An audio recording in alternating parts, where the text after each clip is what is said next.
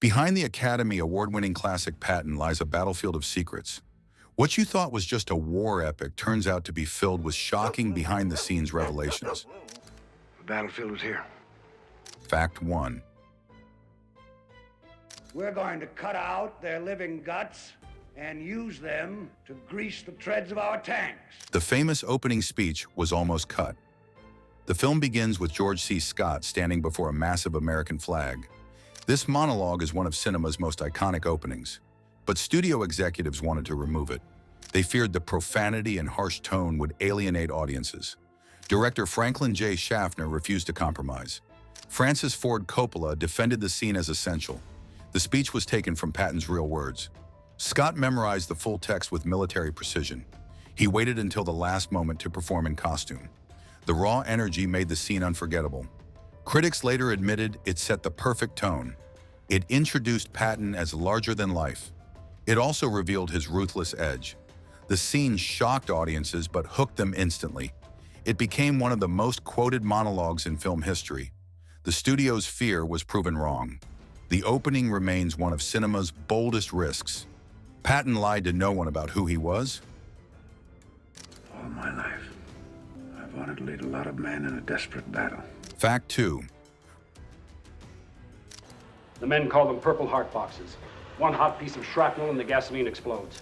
Coppola was fired from the script before The Godfather. Coppola worked on Patton. Fox executives disliked his script. They thought it was too psychological. They wanted a simple war story. Coppola was removed from the project. He never expected to be credited, but producer Frank McCarthy fought for his name.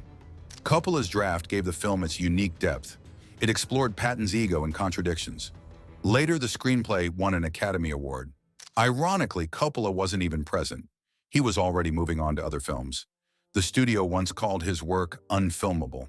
History proved them wrong. His words shaped Patton's legacy. They turned a war movie into a character study. The Oscar validated his vision. Coppola's early dismissal became Hollywood legend. Fact 3. Come on, you bastards! Take a shot at me right in the nose! George C. Scott. Initially rejected the role, Scott didn't want to play Patton. He disliked biographical portrayals. He feared being trapped in one role. The studio turned to other stars. Burt Lancaster declined. Rod Steiger refused. Even John Wayne said no. Eventually, Scott read Coppola's script. He realized it wasn't just a war film. It was a study of obsession. He agreed, but with conditions. He wouldn't glorify Patton as a hero. He wanted to show flaws. The darker, human approach convinced him. His decision changed cinema history. Scott became forever linked with Patton. The gamble paid off in awards and acclaim. What he once refused became his signature role. Fact 4. We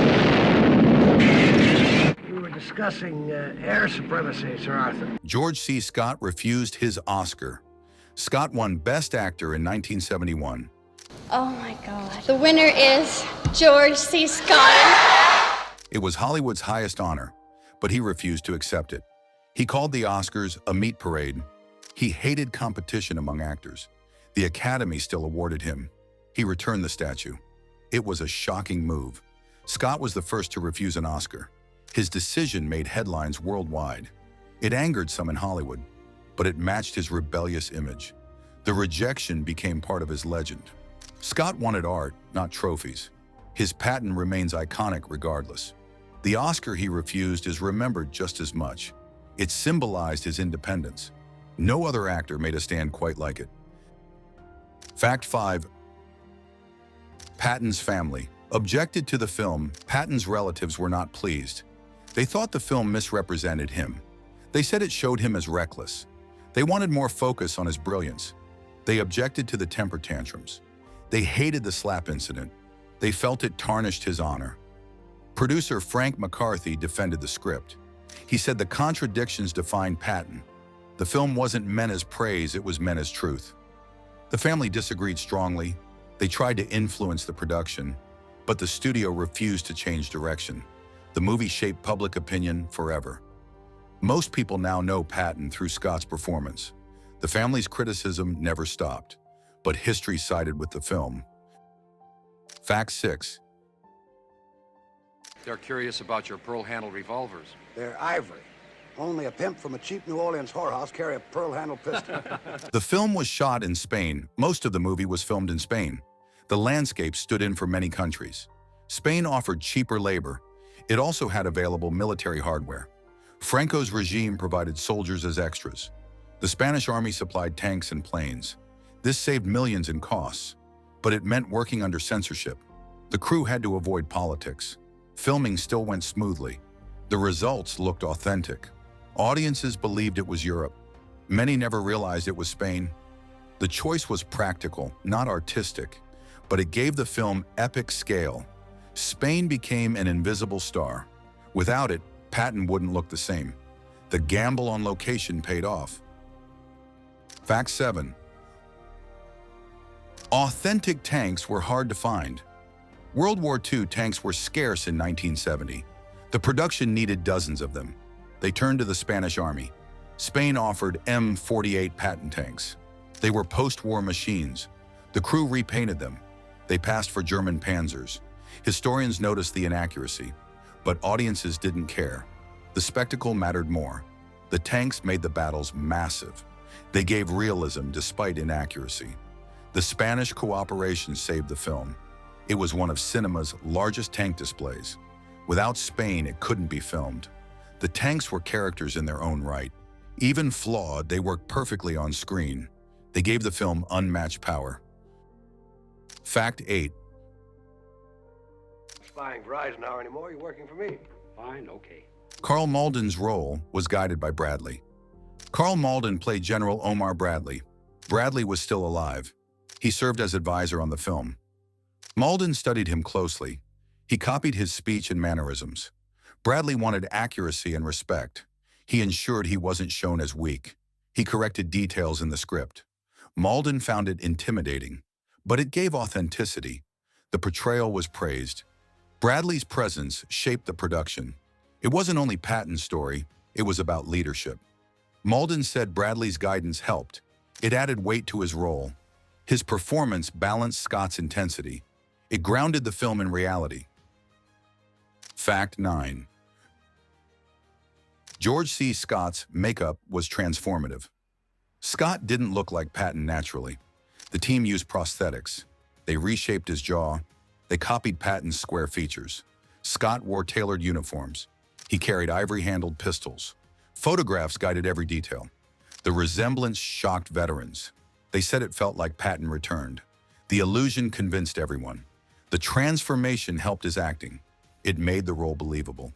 Scott immersed himself completely. The makeup became second skin. He moved and looked like Patton. The visual accuracy mattered.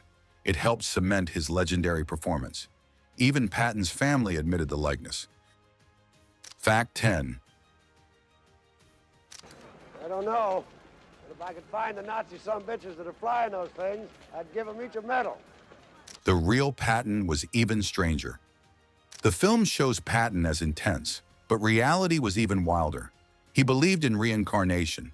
He claimed past lives as a soldier. He said he fought as a Roman legionary. He spoke of destiny often. This obsession gave him confidence, but it made others uneasy.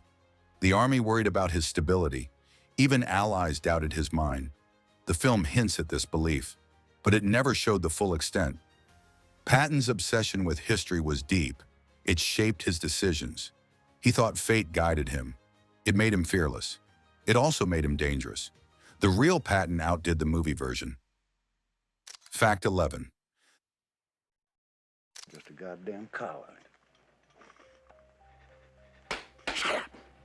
The slapping incident nearly ended his career.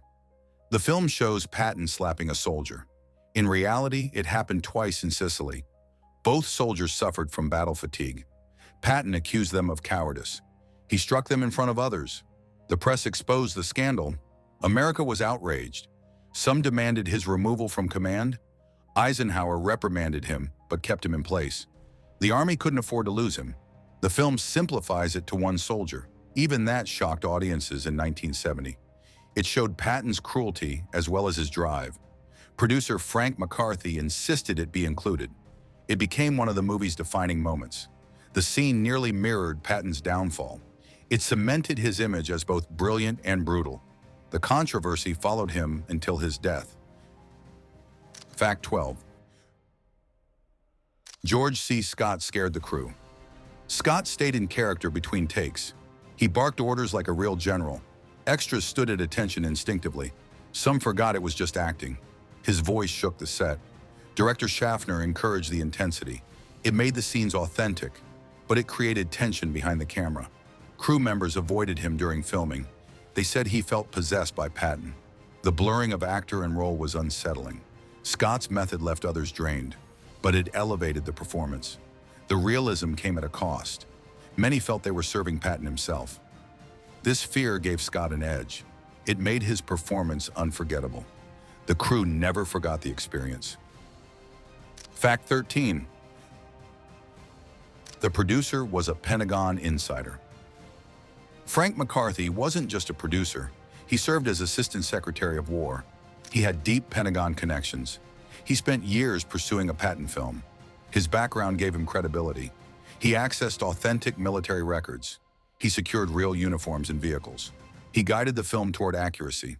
McCarthy fought to keep the project alive. He believed Patton's story had to be told. His government experience influenced the tone. He balanced authenticity with Hollywood drama. Without him, the film wouldn't exist. He was the driving force behind it. Patton was his passion project. It took decades to realize. McCarthy left his mark on cinema. The film became his greatest achievement. Fact 14. Sir, we intercepted a German radio message. Rommel's 10th Panzer is going to hit us near El Guitar.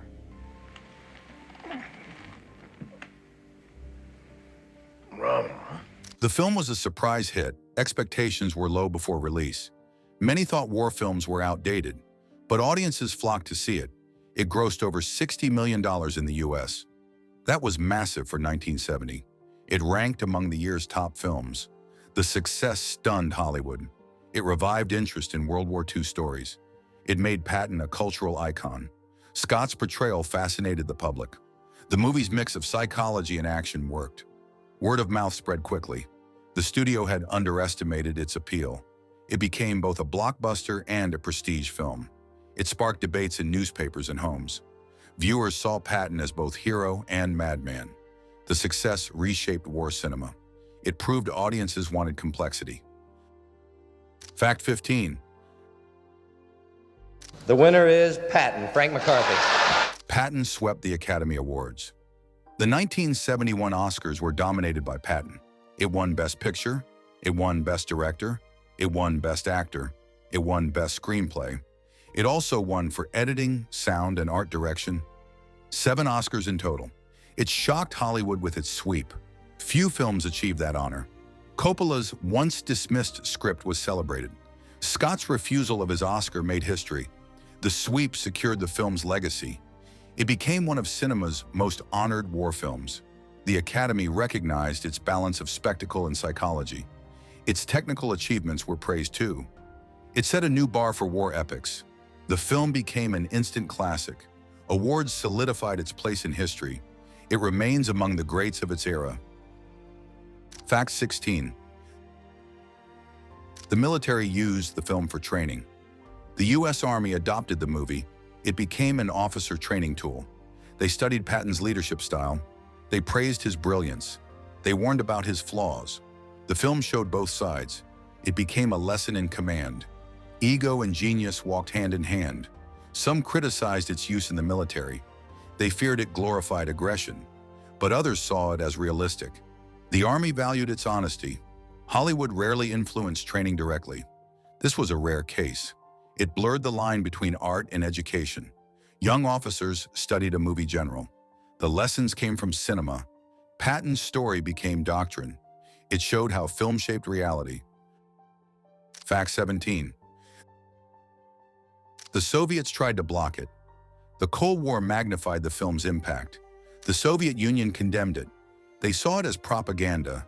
Patton had openly criticized the USSR. They viewed the movie as hostile. Eastern Bloc nations restricted screenings. Some banned it entirely. This only fueled curiosity in the West. The controversy gave it free publicity.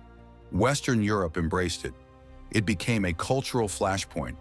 Art about World War II caused new battles. The Kremlin denounced Hollywood manipulation. American audiences ignored the criticism. The film became more symbolic because of it. Its reception reflected Cold War politics. Patton was still fighting decades later. Cinema became another battlefield. The Soviets couldn't silence him. Fact 18. Scott risked his health on set. Scott demanded realism at all costs. He performed many of his own stunts. He rode horses in full uniform. He endured long days in the Spanish sun. The schedule was grueling. He rarely took breaks. He chain smoked between takes. He drank heavily off set. The combination wore him down. At one point, he collapsed. Doctors warned him to slow down. He refused to listen. His intensity never eased. It drained his energy completely. By the end of filming, he was exhausted, but the performance was unforgettable. He sacrificed comfort for authenticity. The toll was real. Scott left a piece of himself in Patton. Fact 19. The ending was changed. Patton died in a car accident, but the film doesn't show it. Instead, it ends with reflection. He talks about glory being fleeting. The choice was deliberate. Director Schaffner wanted poetry, not tragedy. Some historians criticized it. They said it softened reality. But audiences found it powerful. The ending became iconic. It left viewers haunted. It made Patton timeless. It spoke of destiny. It spoke of mortality. It felt bigger than history. It elevated the film. The change shaped its legacy. It gave the story mythic weight. It ended not with death, but with meaning. Fact 20. Patton's dog stole the spotlight. The real Patton loved his bull terrier. His name was Willie. He followed Patton everywhere.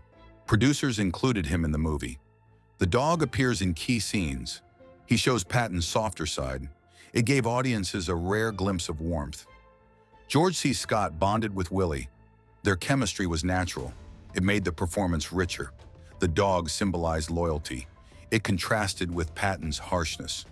Viewers loved the detail. It added humanity to the general. The bull terrier became unforgettable. It reminded audiences Patton was human. Even warriors loved their dogs. Willie gave the film emotional balance. A dog softened a legend's edges.